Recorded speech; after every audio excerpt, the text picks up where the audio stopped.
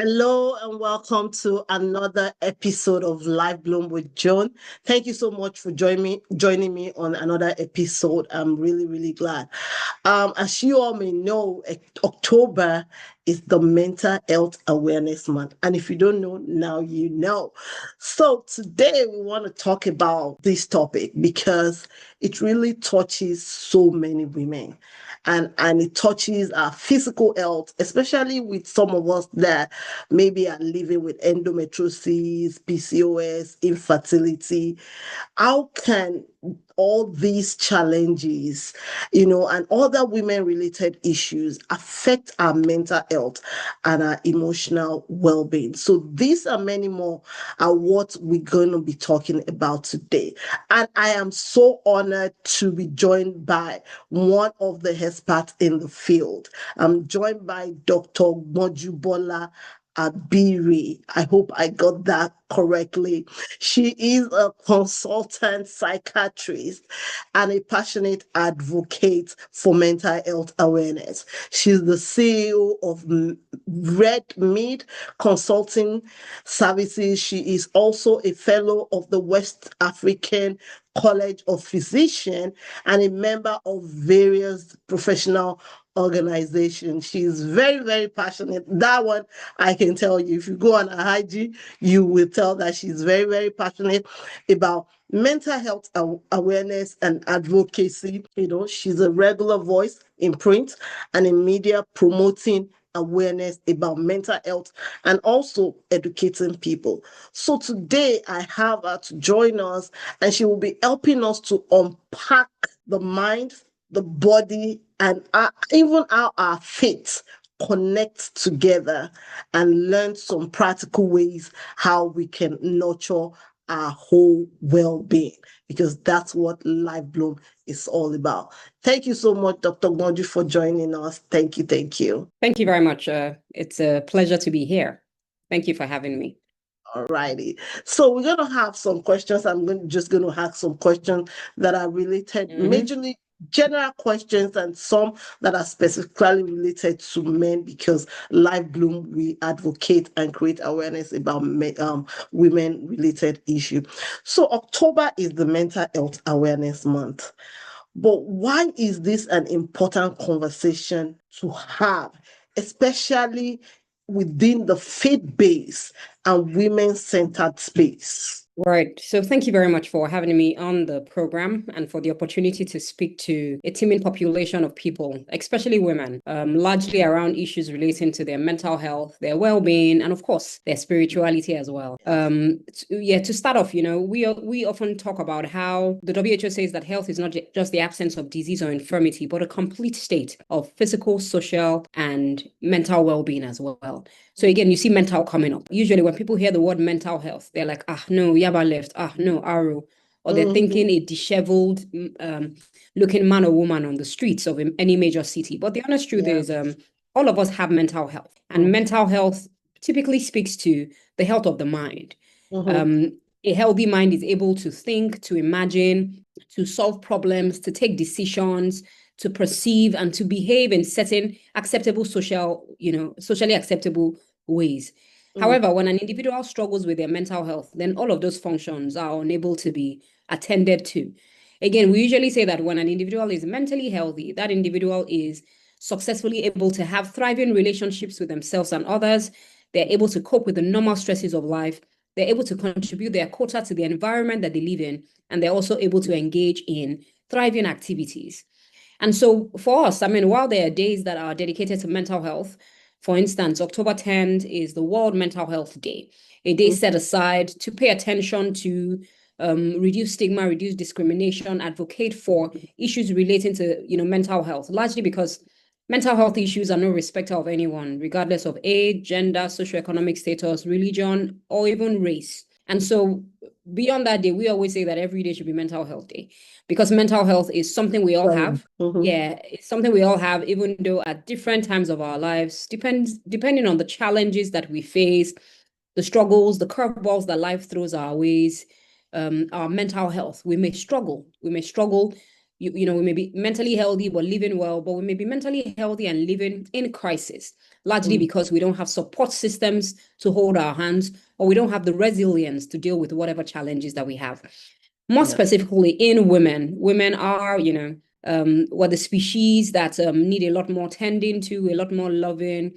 Our hormones, come up every now and then. We go through a lot of physiological challenges and physiological, events, such as, menstruation, menarche, menopause, pregnancy, and a couple of issues that many times men don't go through. And so when some of these issues arise, women's health is challenged significantly. And so it's important to, shine the spotlight on not just mental health of everyone, but specifically women as well. Thank you so much. Thank you. It's like you're reading my script, because my next question was going to talk about, so many women live in silence because with all this condition, endometriosis, PCOS, menopause, infertility issue, how can chronic illness, reproductive challenges affect women's emotional health and mental health? So, it's interesting that you say that women live in silence, because more often than not, we've often thought that it's men who are silent. But I'm finding out, especially with a lot of the volunteer work that I do in the domestic and sexual violence space, that many women actually also keep quiet. Yeah. And they keep quiet not just about traumatic experiences, they also keep quiet based off on physical health challenges that they may have, because they are afraid, they are ashamed, they may feel discriminated or stigmatized against, or many times because they don't know where to get help. And quite a number of times because they've also heard the stories of other people who probably got help, were shamed, were spoken down at, or who may have lost their lives in the process. However, it's important to understand that, as women, as we grow older, many of these issues that we may have, again, either physiological or pathological. So whether it's pregnancy, whether it's menstruation, whether it's menopause, whether it's ovulation, whether it's a condition like endometriosis or polycystic ovarian syndrome, these conditions don't affect only the body. They deeply impact on the mind, on the emotions, and on mental health as well. And when these issues come, they often come with chronic symptoms. They come with hormonal imbalances. They come with pain. They come with fertility challenges, all of which can take a huge toll emotionally and psychologically on women as well. And so, of course, my own charge to women, and including myself. So I usually say that when I have conversations like this, I'm speaking to women out there, but I'm also reminding myself to do certain things, including take care of yourself, including remembering that you only live once, what we popularly refer to as YOLO, including understanding that early prevention rather, and early intervention can save you a lot. And also understanding that just because something is happening to you does not mean that it's your fault, but refusing to get help, pretending like it doesn't exist, not finding someone safe, either in your family or a friend to discuss with, will continue to make women suffer in silence. And so I believe that our voices are superpowers, and that women must start learning to use their voices to advocate for themselves, to ask for help, because we always say that asking for help is not weakness, it's strength. And, in asking for help, you would get a solution to a problem that you probably never knew you could ever even have a solution to. And sometimes, those solutions, they might not be big things. It might just be because you shared something with someone and someone is able to help you see it in another light, and then your eureka moment comes up. So it's important for me. I have learned to use my own voice to, encourage women to speak out, because there's help and there's support, especially when it is sought after early enough. Thank you so much. And like you said, you have been using your voice, and I truly admire you. When I see you on the social media space, using your voice and everything, which is one of the things that LifeBloom is also trying to do, to create the awareness. Because I tell people, a lot of people have asked me, why did you start LifeBloom? And I'm like, I went through endometriosis for most of my life, and at some point in time, I didn't even know what exactly I was dealing with. I just knew that, I have this pain that comes in the month, every bleeding, and when it comes, it shut down everything. I can't do anything for a whole week, and I'm isolated, and all kinds of things. And I dealt with this until I got married, and it translated into infertility, and I started struggling. We started seeking help and all that. So that came with a lot of anxiety, because every month when my period is coming, my mind is always like, okay, how is it going to come again? How is it going to be like that again? So I want you to, before I go into the next question, I just want you to speak to the people that are going through these things. Mine was endometriosis and eventually transitioned into infertility. I dealt with anxiety then when I was dealing with endometriosis. And then when I had to deal with infertility, doing 8 multiple rounds of IVF, don't know if it was going to be positive or negative, a lot. How do women handle this issue? Because I tell people, honestly, how I escaped depression, I don't know. Maybe I was even depressed at some point that I didn't even know. Yeah. I don't know, but the anxiety part, I really, really felt it. Thank you. Thank you for, spotlighting these very important issues, largely because people don't talk about them, not because they don't exist, but because quite a number of times people are unwilling to share their stories, largely because a lot of times people believe that vulnerability is weakness. To be honest, being vulnerable and sharing your own experience, it takes a lot of courage. Day in, day out, women are struggling. They don't even know what's going on. Some don't even understand what's going on with them. Some women don't even understand what their bodies are like. I was speaking one day on TV, and one of the presenters said that it was until she became an adult that she actually knew that where urine used to come out from and where period blood used to come out from was different, that she thought that everything was one and the same place. And this was an adult. And so, Can imagine. it goes back to, again, learning about ourselves and understanding that we're not alone. There's a tribe of other women who have gone through what you've gone through. Yes, they're not you. They're not going through it the same way that you're going through it.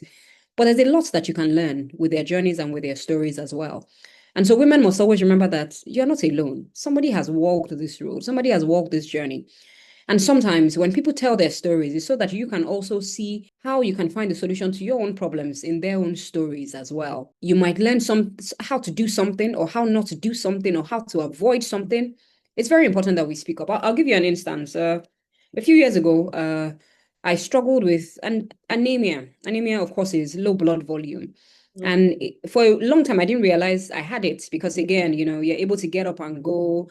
Everything is going on well until I had a spell. I almost collapsed while climbing up a flight of stairs. And so the morning after that, I went to do a test and my blood level was really, really low. In fact, the next month when I went to make my hair at the salon, I found that my hair, a significant amount of my hair had fallen off. And so I was afraid. I thought the worst, which, well, cancer. And I kept thinking, am I sick? And I don't know. But you see, what has helped over the past couple of years is support. I mean, I was supported by my family, my mom, my husband, my children. At a point, my children had to be reminding me to eat. Because they know that, well, my mommy can get so busy. I really don't like food and I'll forget to eat. But, talking about my own experience, I remember one day running into a friend who we did NYC together. Interestingly, this was a male friend. And when we're talking, he was, joking with me and saying, oh, I should pick up an activity at the club. And I said, oh, I didn't feel like my body was strong enough. And I told him, oh, my blood level was low. And he said, this thing that is going on with you is the exact same thing that is going on with my wife. So what did he do? He linked me and the wife together.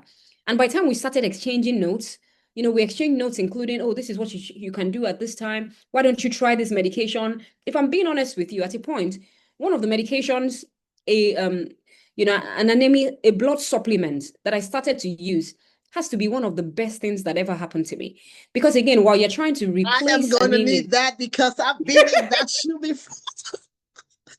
When you're trying to treat anemia, it comes with constipation. And so that constipation never made me want to use my medications. But this medication, I don't forget to use it every morning because it's so mild on the tummy.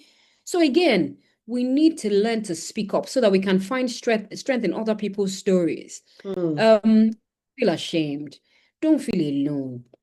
Because again, if you keep quiet, Yoruba have a saying, if you keep quiet, knows what you're going through.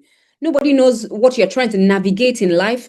But of course, I know that a lot of women are also quite cautious about who they speak to, because maybe at some point in their lives, they had spoken to someone who made fun of them, who didn't give them the kind of support that they needed.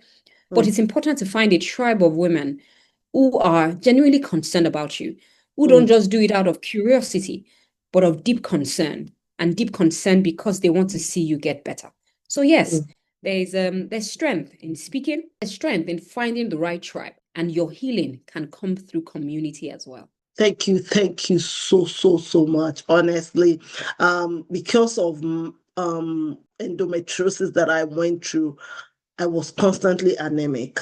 And just what you said, my hair were falling off. Like one day I was in the bathroom, even when I'm taking just shower, my hairs, they will be falling off, you know.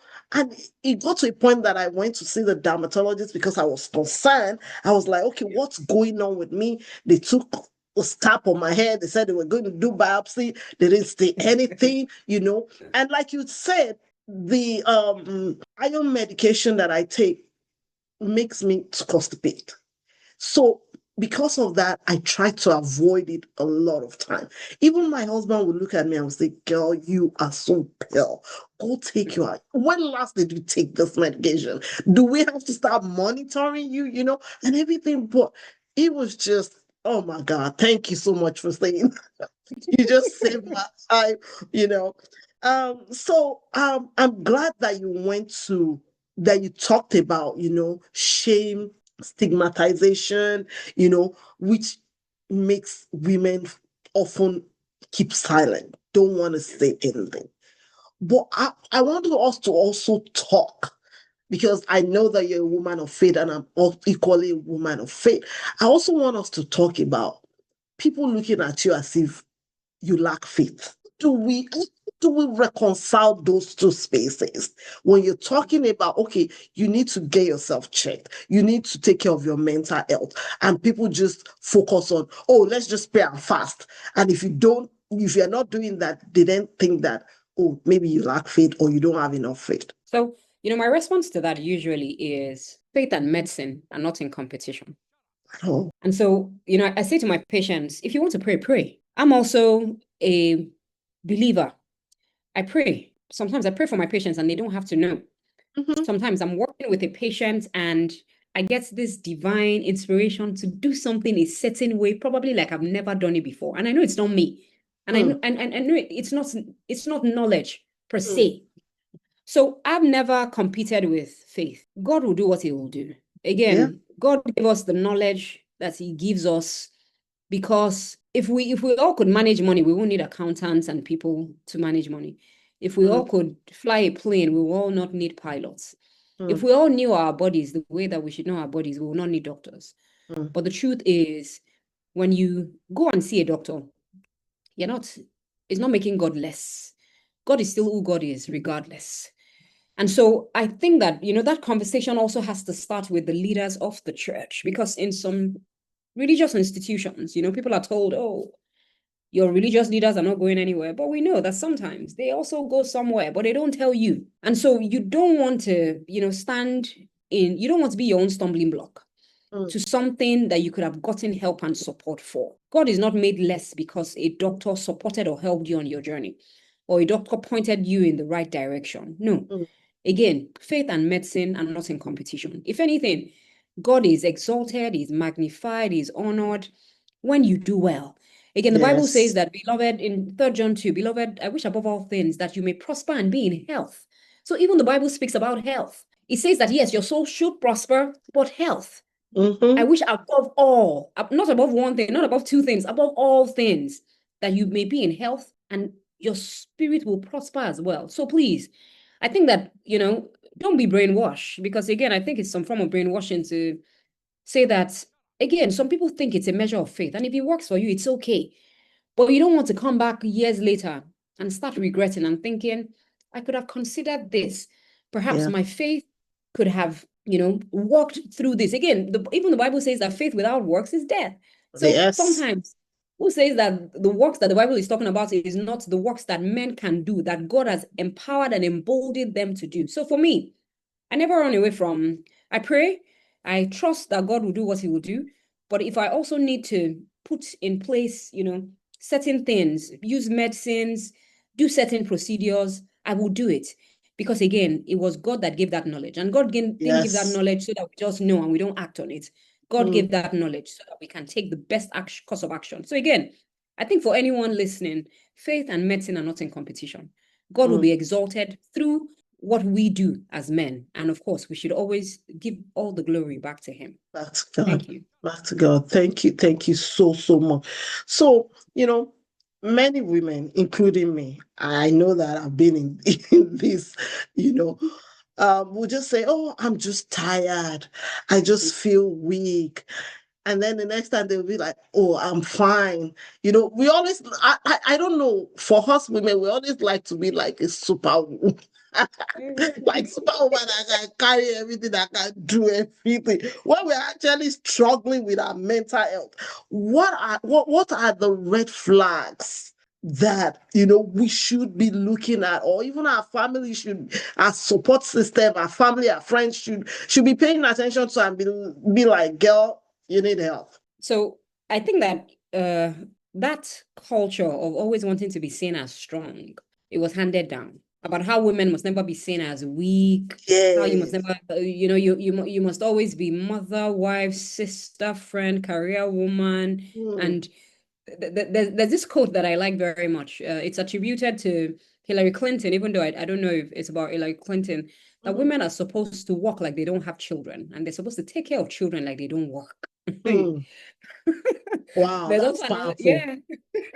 There's also another one that I like. I honestly can't remember it now. But again, it just tells you the perception that the perception that the society has of women, that women continue to carry it on. Oh, I'm not weak. I must always be seen as perfect. I must always be seen. I'm not a superwoman, and I don't, when I'm tired, I rest. And I'm learning, and I continue to rest, day to day as well. And so what are the red flags? And sometimes I always say there are no signs. And that's the scary part. Sometimes there might be no sign that you're struggling.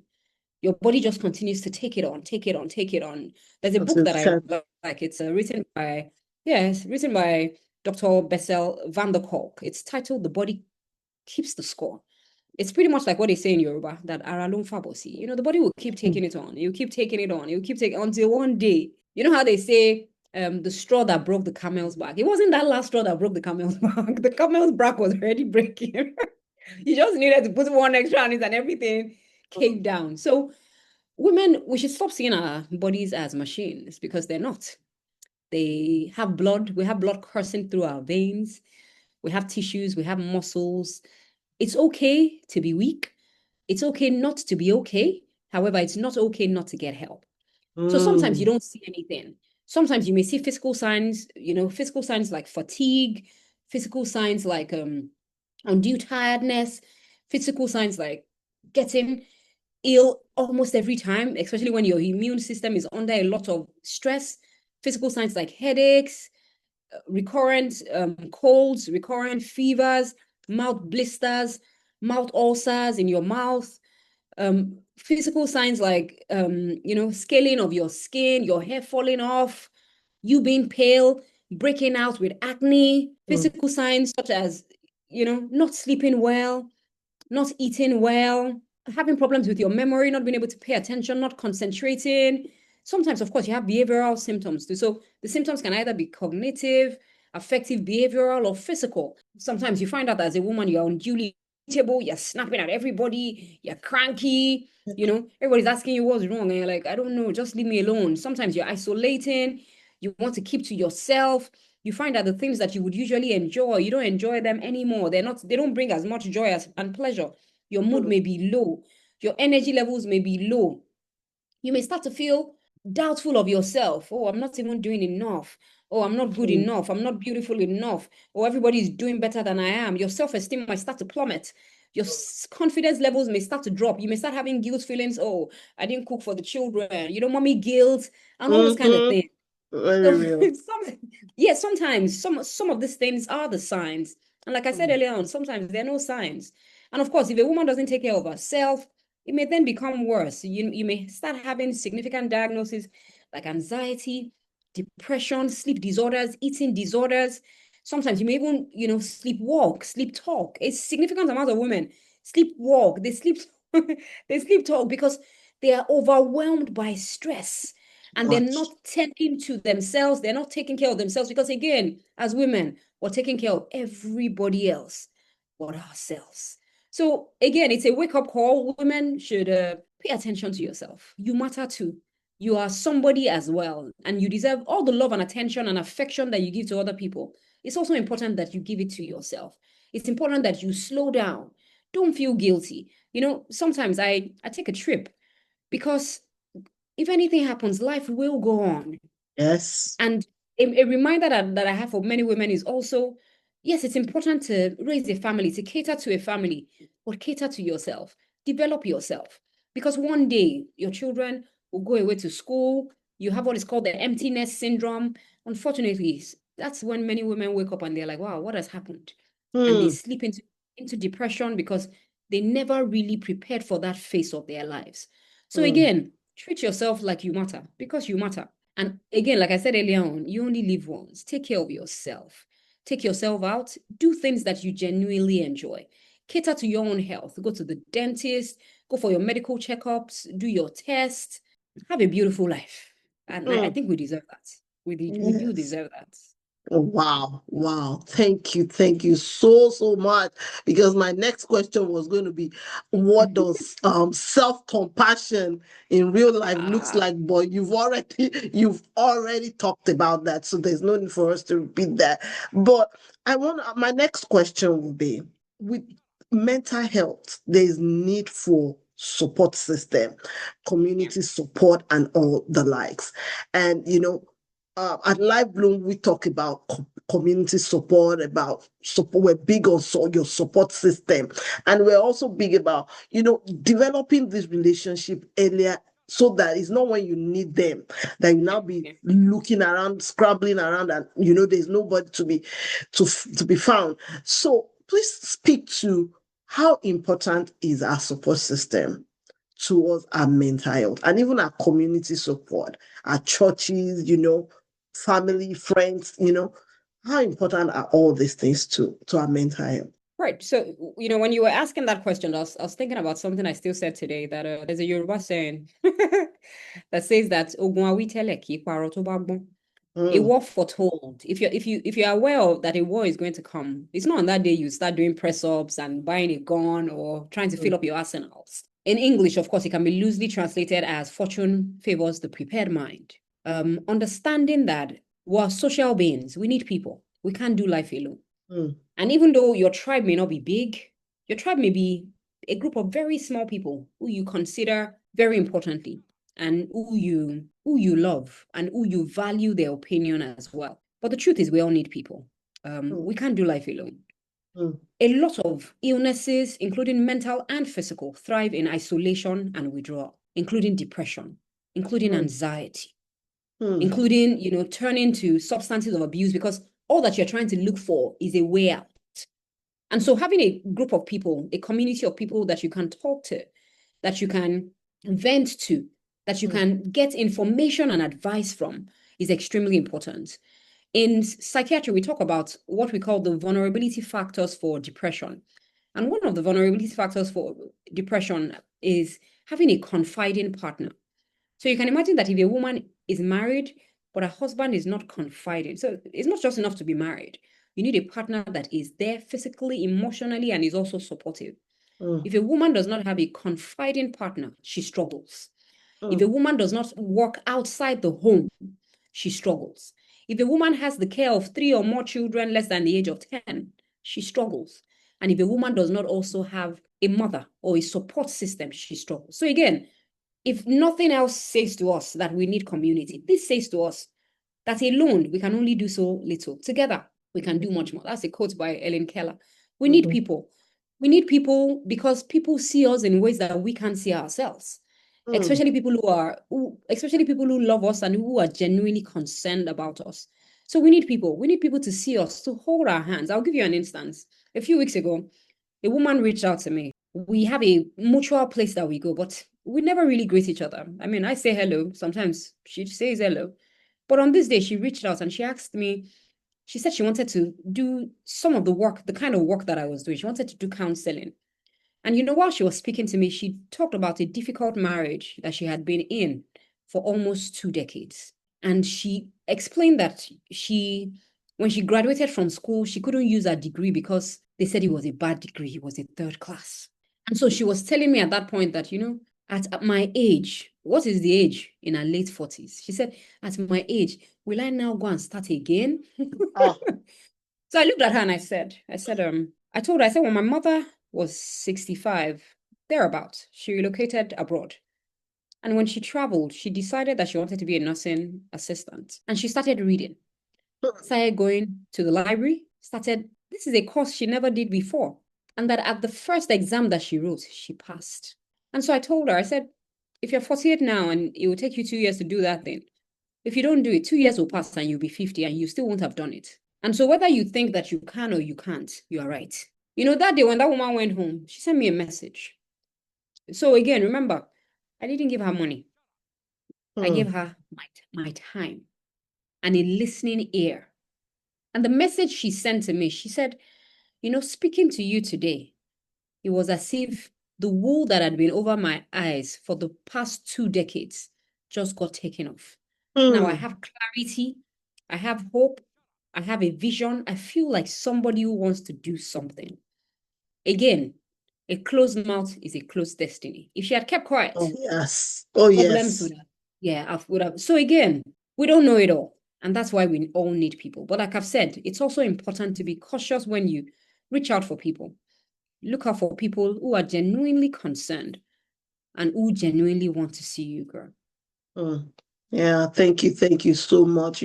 I usually encourage our community that, find an online space that aligns with your purpose, aligns with what your values, or even people, friends, make sure that they align with, that way they are able to support you properly, and that's what we're all there. We're a community. And like she has said, we need to find people, our own tribe, our own tribe that can help us and that you can also invest into.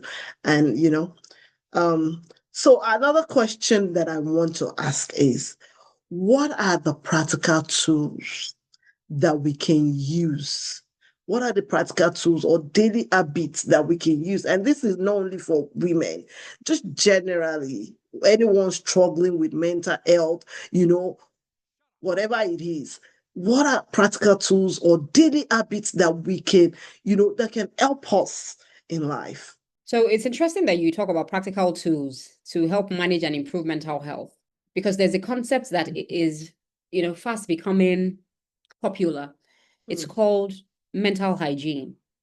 So mental hygiene refers to the daily steps that we take day in, day out, just like we brush our teeth, hopefully every day. And we take our baths, hopefully every day. But they're just the little things that we can do day in, day out to ensure mental health. They're little steps. We encourage that people do them at least 10 minutes every day. Okay. And they include things like, number one, journaling.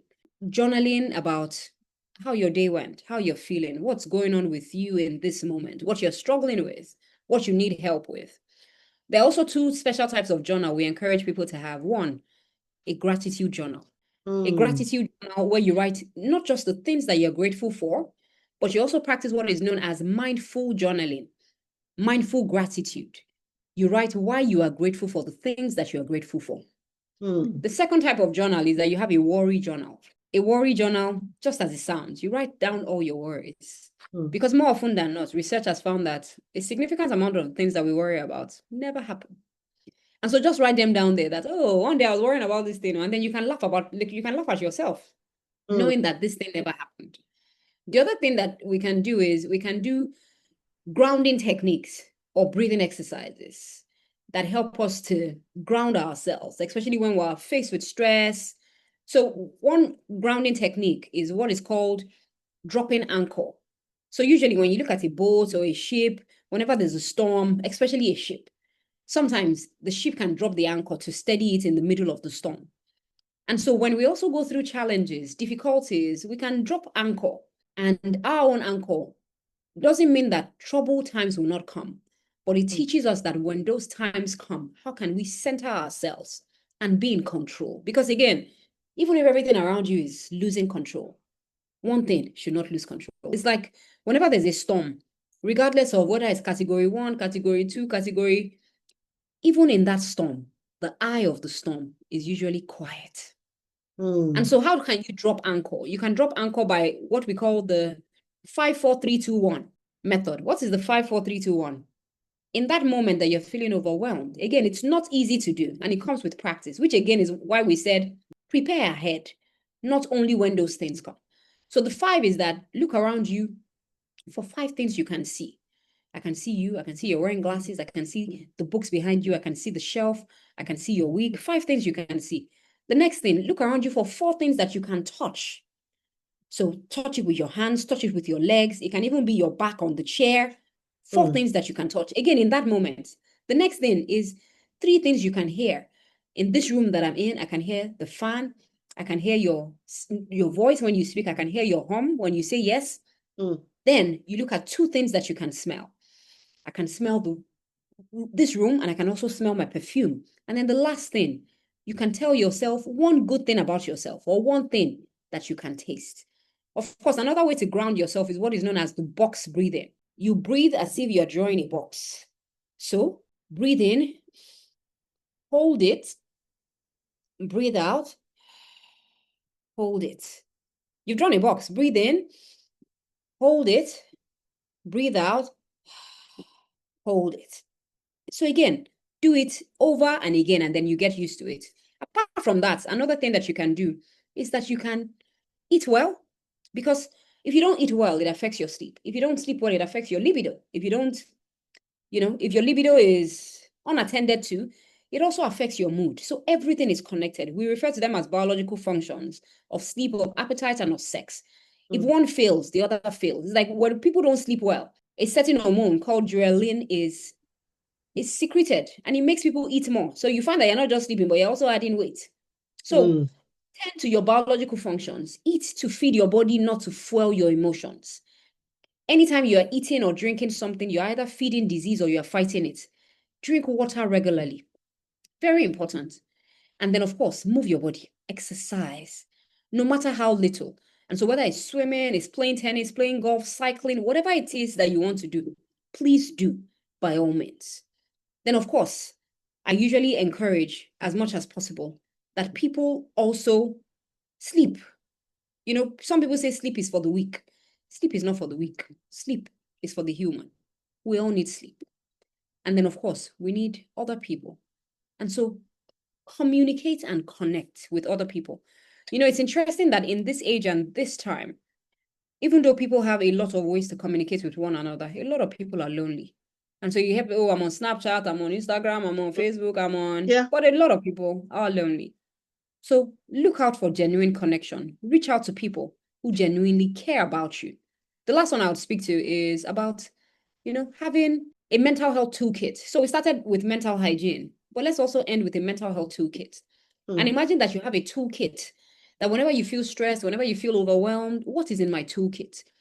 Sometimes some people have a toolkit. In fact, all of us have a toolkit, but sometimes we don't even know what's in our toolkit or how to use it. It's like having a toolkit that has a hammer, but when you have a hammer, every problem looks like a nail. And so you must be able to identify what's in your toolkit. In your toolkit, is it music? Is it uplifting quotes or scriptures? Is it a list of people to call? Is it aromatherapy? Find something that works for you, but also ensure that you have a routine around those things as well. I think that for women, the last one I would want to say is that celebrate small wins. Celebrate wins. And if nobody does it for you, do it for yourself. There are days I go on a walk, and as I'm walking, if my walking app says to me, "Oh, you just walked 5 kilometers," I stop and I start applauding myself. Because there are days that I don't get out of bed, and I'm like, I don't want to do anything today. I can't even do a bank transfer. Celebrate your wins. If nobody does it for you, do it for yourself. Because again, to help you feel better with yourself. Wow, thank you so much. I am super excited about this episode because I believe that our audience would learn so much. I myself am learning so much about my mental hygiene, my mental toolkit. Oh my God. I have to go back and check those toolkits and make sure that I make sure that I have it properly said. Okay, we're wrapping up. At what point, and this is not just for women, at what point should you reach out for professional help? Be it a psych. Okay, at what point? Let me start with that because the big question to that will be at what point do you see a psychiatrist? Or at what point do you see a therapist? Because now everybody's just saying, hey, I'll check in with my therapist. At what point does it graduate from seeing a therapist to seeing a psychiatrist? So my simple answer to that would be, we all need therapy. And it's not only when the big things happen. Sometimes we go through significant changes in our lives that we don't even know how to handle. I'll give you an instance. A few months ago, a woman came to me crying because her husband cheated on her. Well, nothing to be happy about or proud of. And, she said to me, this is so difficult for me. I haven't been able to sleep. I haven't been able to eat. In fact, she was even considering ending her own life. Mm. And I said to her, yes, what has happened to you? It's difficult. It's tough. I can't imagine what I would do if I was in your shoes. But why do you want to end your life because of that? There are many things you can do. You can decide you want to see a fidelity recovery coach. Sit with your spouse and talk about what didn't go quite well, what could have caused it, what you could have done better. So challenges will come. And so people must know how to take care of challenges. I mean, that might even seem extreme. Sometimes some people have problems communicating with their spouses. Mm. And instead of seeing a professional to speak about it, they just think the other person is the problem and they are okay. Perhaps if you saw a therapist, the therapist will be able to tell you, have you looked inward? Have you asked yourself certain questions? It might just be you. There might be something that you are not doing right or a certain way. So it's not until when the big things happen. Sometimes it's challenges at work. Or I have a new supervisor, he talks to me that in a way that reminds me of the way that my father used to talk to me. There's trauma there. And so it's something that you need to deal with. Sometimes if you were for a promotion at work and you didn't get it or you were laid off, you may want to see someone. When life happens, you may want to see someone. If you're going through the difficulty of infertility, you may want to talk to someone. If you're going through a physical health condition that you don't know anything about, and maybe your doctors haven't said you should see someone, you may want to still see someone. Sometimes it's persistent low mood, feeling sad, hopeless, helpless. When it starts becoming for more than 2 weeks or more, you've lost interest in things that would normally excite you, see someone. When you have overwhelming anxiety about the future, about what tomorrow holds, and you're already having panic attacks, you're having difficulty functioning, see someone. If you find that there's a huge disruption in how you function, or usually I woke up at 5, I'd have done this, I'd have done that, but these days I find that I'm struggling to take care of myself, to take care of the home. There's a drop in my productivity at work or academic performance. See a professional. Sometimes it's changes in sleep or appetite, or turning to alcohol, unprescribed medication to take care of yourself. See someone. And then sometimes it's just physical pain without a medical explanation. They've given you all the medication, they've treated this. Sometimes those things are a pointer that there's something not quite right with your mental health. And then some people, especially in women, and I think that this is particularly pivotal, women who struggle with self-esteem issues, self-confidence, who are unable to show grace to themselves, who are unable to show compassion to themselves, who magnify all the little mistakes that they make, like they were the only ones that make mistakes, such that they are now talking negatively to themselves. Oh, I'm not good enough. Constant feeling of shame, of guilt, having a harsh inner critic, including difficulty accepting compliments. It may be rooted in some traumatic experience in childhood. And then, of course, if you have things like a relationship breakdown or isolation, you find that you're withdrawing from loved ones or you're in a toxic relationship. A significant amount of women are in domestically violent relationships. Usually when I sit with women and I'm asking them, are you in a domestically violent relationship? The woman is like, oh, no, it doesn't beat me. But it's not only beating. Even negative self-talk, even negative talk, psychological abuse, emotional abuse, neglect, financial abuse can be forms of domestic violence, and women should be able to speak up, seek help, and talk to someone. Don't die in silence. And of course, even as a woman, you have thoughts of self-harm. Maybe my life is not worth it anymore. Maybe I should just know. You're worth everything that you are and more. You are deserving of every good thing. And so please, for these reasons, you may want to see a therapist. And again, that therapist can be psychiatrist, can be psychologist, but make sure that you don't have to wait for a crisis to ask for help. If you feel overwhelmed, unable to function as you normally would, it's enough reason to reach out for help and support. You should never do life alone. Thank you. Thank you so much. I can't thank you enough.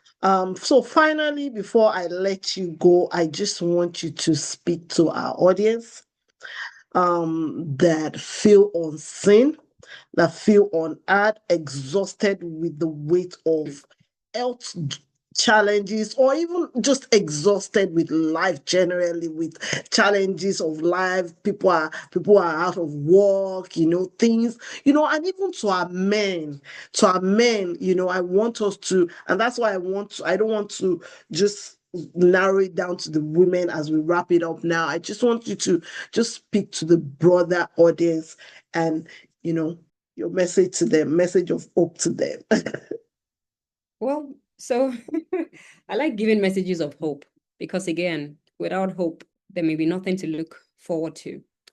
To any man, woman, child, young adult who in this moment may feel unseen, unheard, overwhelmed, who may be out of work, who may have been mistreated or told that you're not good enough, this message of hope will offer you strength and affirmation as well. And so I want to remind you that you're not alone. You may have been working so hard in all areas of your life and you still feel invincible. You may feel overlooked, passed over, as if a lot of the actions and words that you've heard make you question your worth. But I want to remind you that you matter. Your life matters and your voice matters. And your story doesn't end because things don't look the way you want them to look in this moment. There's a quote that I particularly like. It's by Marianne Williamson, and I would encourage the women on the call to look out for it. Marianne Williamson says that our greatest fear is not that we are inadequate. Our greatest fear is that we are powerful beyond measure. And that it is not the darkness that frightens us rather. It is our light.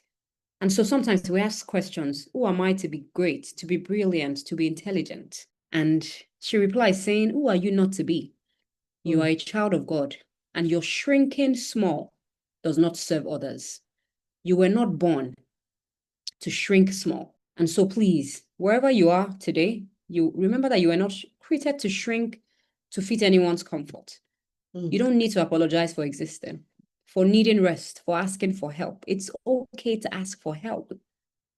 Life in this moment may feel loud, difficult, chaotic, unfair, but even in your silence, your story will speak.